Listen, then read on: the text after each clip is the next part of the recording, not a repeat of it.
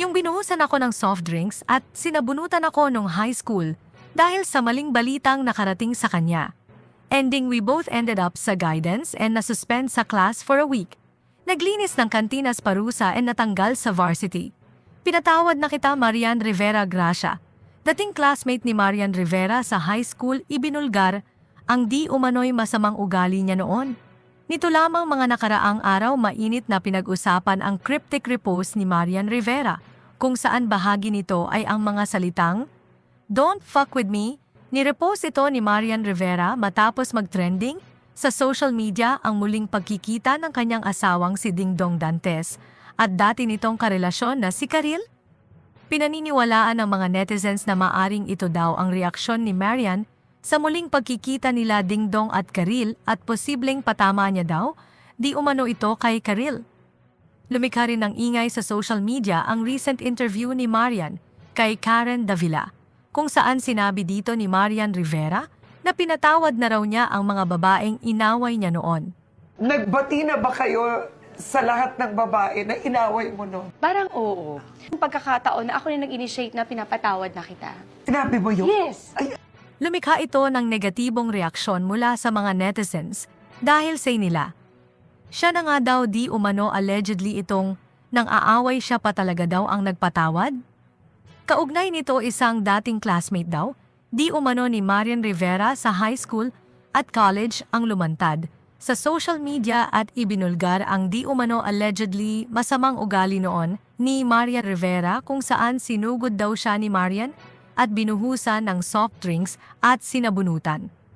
Ito ay dahil lamang sa chismis na wala naman daw katotohanan.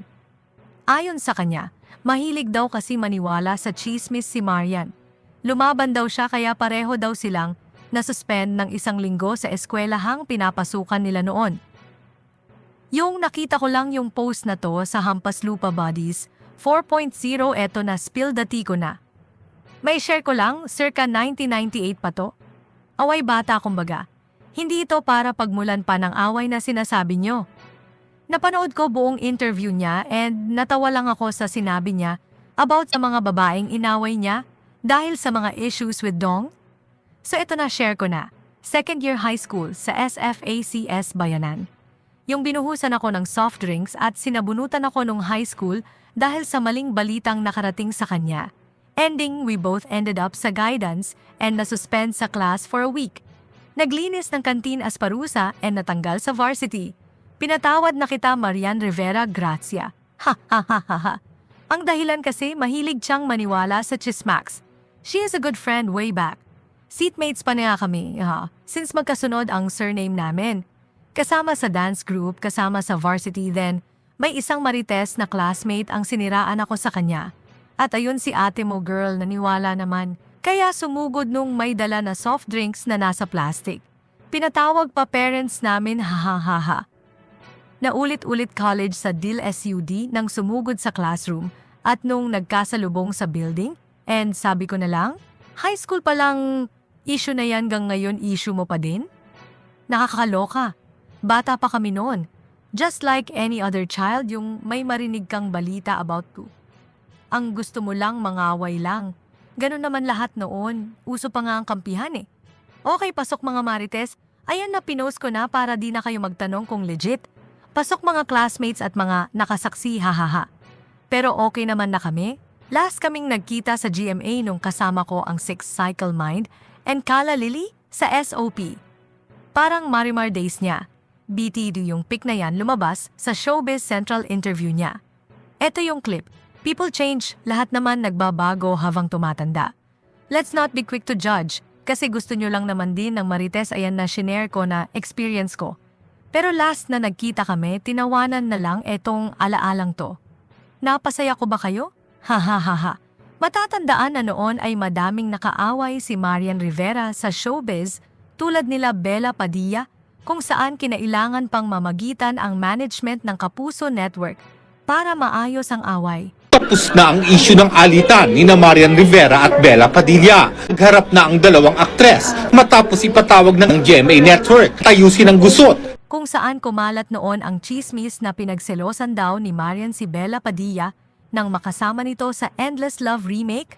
Si Dingdong Dantes kung saan ayon pa sa kumalat na chismis, allegedly di umano ay nilock daw ni Marian si Bella sa CR.